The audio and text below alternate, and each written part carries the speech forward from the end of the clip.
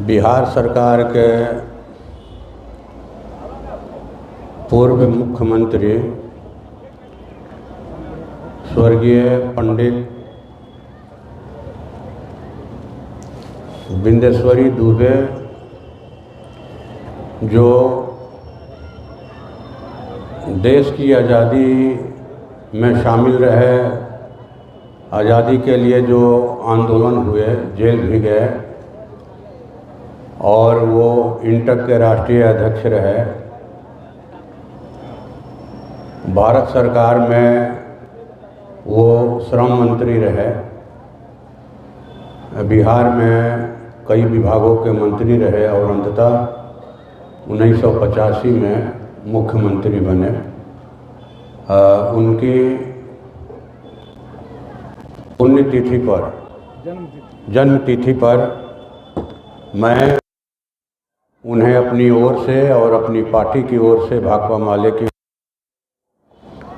भावभीनी श्रद्धांजलि अर्पित करता हूं, उन्हें नमन करता हूं। और इस मंच पर मौजूद Shri Sanjeev Kumar SDM Jagdishpur, Shri Rajeev Chandra Singh ji SDPO Jagdishpur, Shri Ajit Kumar Singh ji ADG Hilsa, Shrimati Monalisa Kumari BDO Bihiya, Shrimati Rachna Kumari CO Bihiya, Shrimati Aarti Kumari MO police inspector Bihiya, Shri Raghav Dubey ji, Shri Ram Sevak ji और संचालन कर रहे शिक्षक विकास जी, मुकेश यादव जी जो यहाँ मौजूद हैं, विक्रम जी और यहाँ इस समारोह में जितने भी शामिल अतिथिगण हैं, नवोदय विद्यालय की छात्र छात्राएं हैं, सबको आज चूँकि मकर संक्रांति है, इस अवसर पर मैं आपको बधाई देता हूँ, शुभकामनाएं देता हूँ। ये राजकीय समारोह है, लेकिन राजकीय समारोह की गंभीरता इस आयोजन में पड़ रही है। राजकीय समारोह राज्य सरकार का होता है और उसमें राज्य सरकार के मंत्री शामिल होते हैं।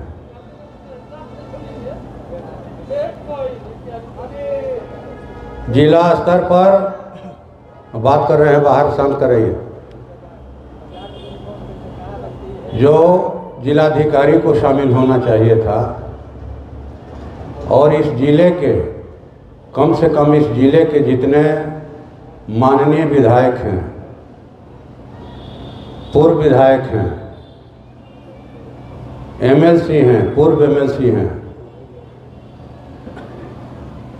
और सभी पार्टियों के जो जिला अध्यक्ष हैं, मेरी समझ से उन तमाम लोगों को इस समारोह की लिखित और फ़ोन से भी जानकारी देनी चाहिए।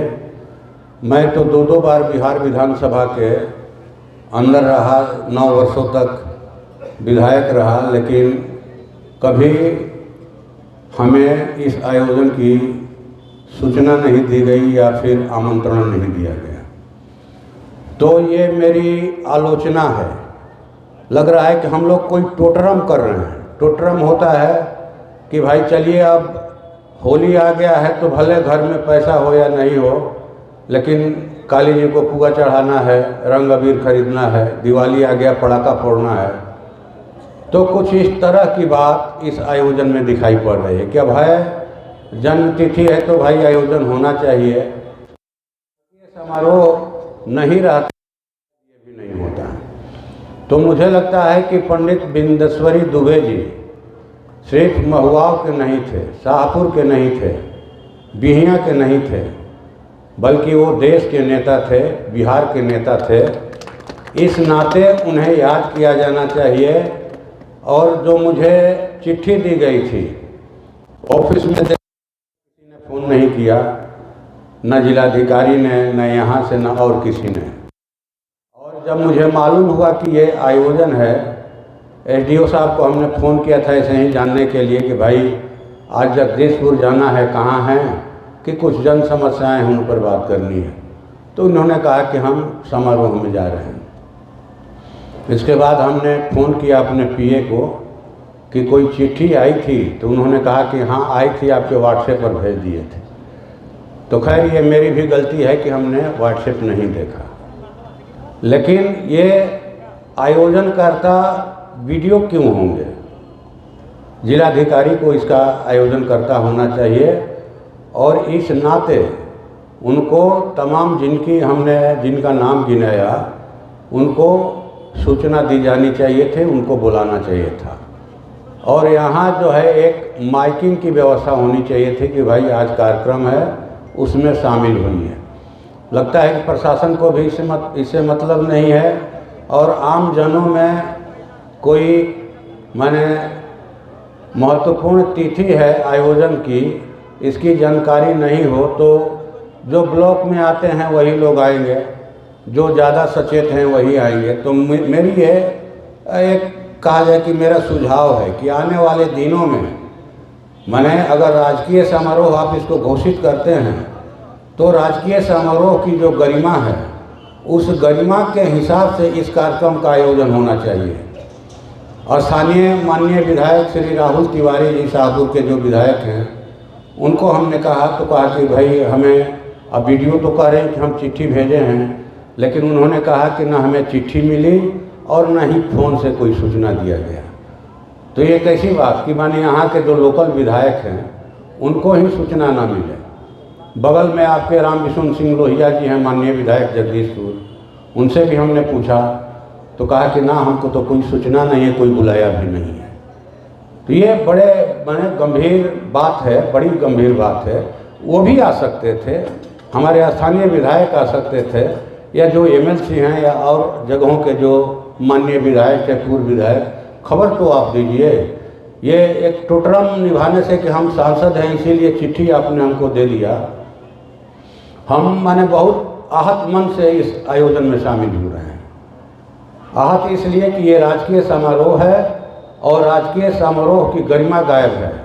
और माननीय श्री बिंदेश्वरी दुबे जी, स्वर्गीय बिंदेश्वरी दुबे जी, जिनकी चर्चा की गई है, माने उनका जीवन परिचय दिया गया है और उससे ज़्यादा जीवन परिचय हमारे जो डीएसपी साहब है उन्होंने रखा। तो ये अच्छी बात है इन्होंने रखा, लेकिन ये आयोजन आने वाले दिनों में और बड़े पैमाने पर होनी चाहिए। और 95 में संभवतः पंडित जी का मूर्ति यहाँ लगाने का बिहार के पूर्व मुख्यमंत्री श्री लालू प्रसाद यादव जी ने घोषणा किया था।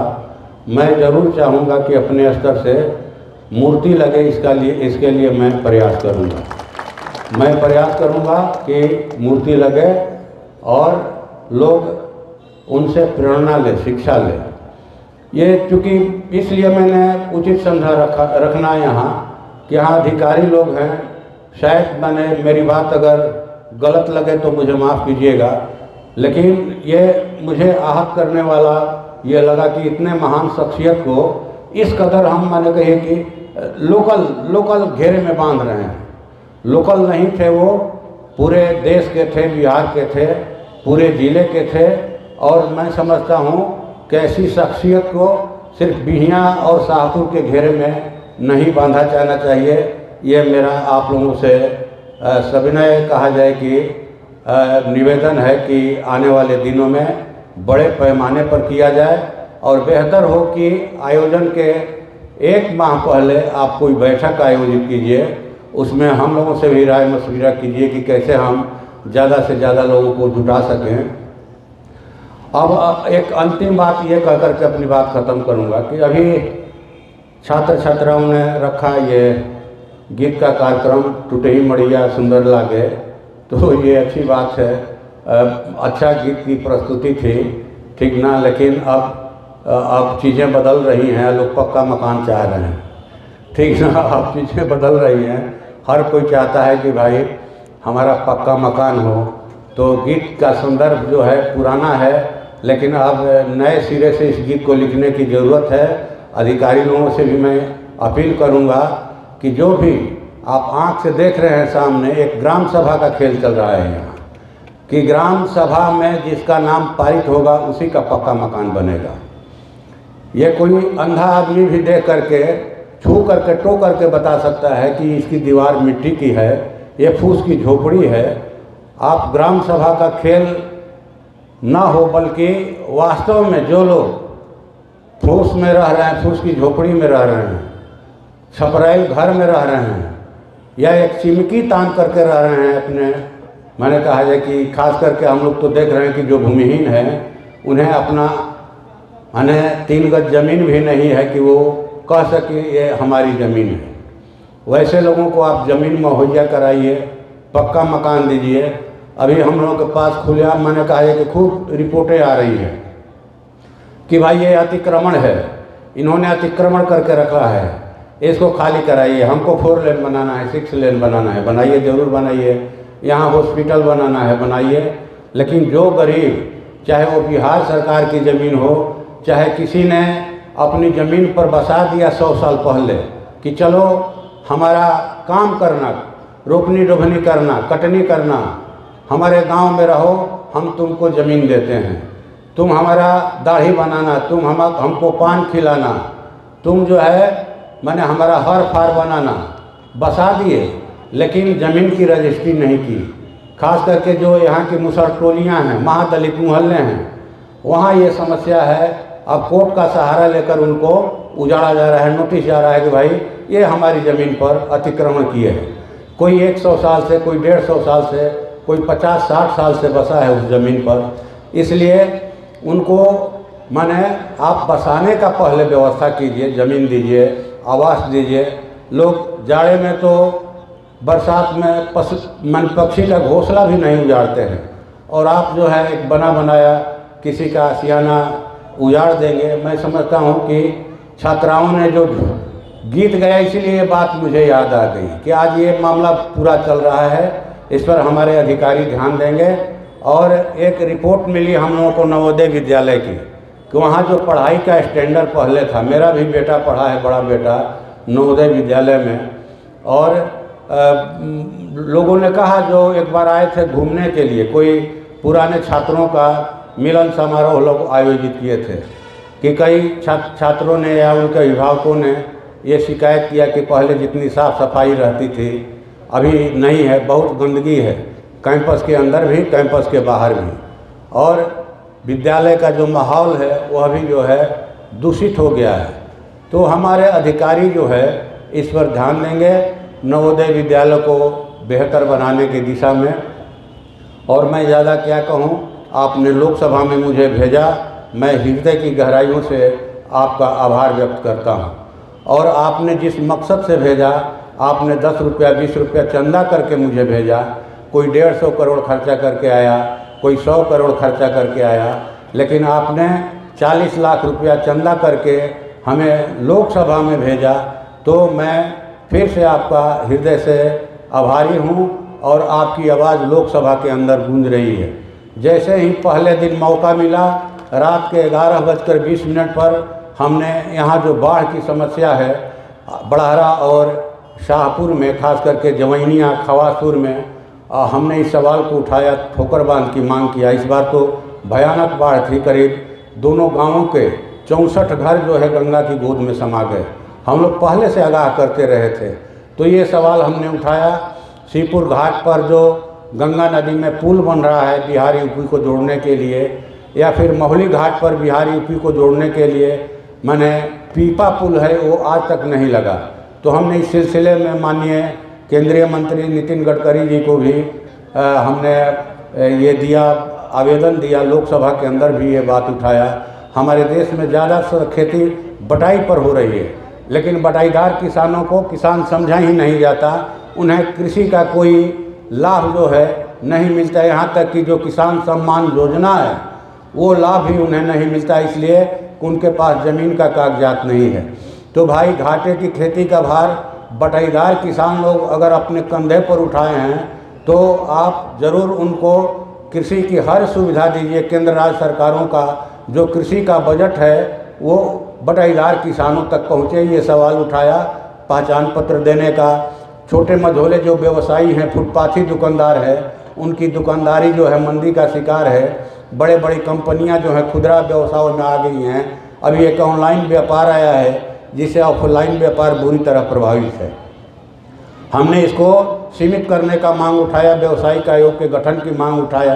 रेलवे में जो साधारण गाड़ियों में लोग भेड़ बकरी की तरह ठूंस करके यात्राएं कर रहे हैं, शौचालय में भी जगह नहीं है खड़ा होने का, ये सवाल उठाया कि कोरोना काल में जो साधारण गाड़ियां बंद हैं हो गई हैं उनको फिर से चालू किया जाए, जनरल बोगी की संख्या बढ़ाई जाए। ये सारे सवाल हमने उठाया। बालू का उठाया। सहारा इंडिया में करीब 2.5 लाख करोड़ रुपया 13 करोड़ निवेशकों का फंसा है। ये सवाल हमने 4 बार उठाया लोकसभा के अंदर कि आप उनका पैसा ब्याज सहित जो है उनको दीजिए। जिन एजेंटों या जो निवेशक हैं उनकी मौत हुई है उनको अतिरिक्त 10 लाख का मुआवजा दीजिए। ये पोर्टल का खेल बंद करे केंद्र सरकार। और पोर्टल का खेल नहीं जानते। गांव के गरीब लोग फुटपाथ पर सब्जी फल बेचने वाले, चाय की दुकान चलाने वाले, रिक्शा टमटम टेम्पू ठेला चलाने वाले, झाड़ू पोछा का काम करने वाली हमारी बहनें, ये लोग नहीं जानते हैं, पोर्टल के बारे में नहीं जानते। वो अपने गांव कस्बे के एजेंट के बारे में जानते हैं कि हमने इसके पास पैसा जमा किया है। आप सहारा इंडिया के मार्फत जो है एजेंटों के माध्यम से उनका पैसा दिलवाइए। ये आवाज़ हमने उठाया और पूरे देश में सहारा इंडिया के जो निवेशक हताश हो गए थे कि उनका पैसा नहीं मिलेगा, उनके अंदर एक आशा जगी है। हमने हर चीज़ के बारे में जो भी आपके जीवन से जुड़ा हुआ सवाल है हम लोकसभा के अंदर भी रखेंगे और लोकसभा के बाहर इन सवालों को हल करने के लिए हम आंदोलन भी करेंगे। आपके कंधा से कंधा मिलाकर लड़ेंगे। ये आपको भरोसा दिलाते हुए मैं अपनी बात समाप्त करता हूँ। धन्यवाद।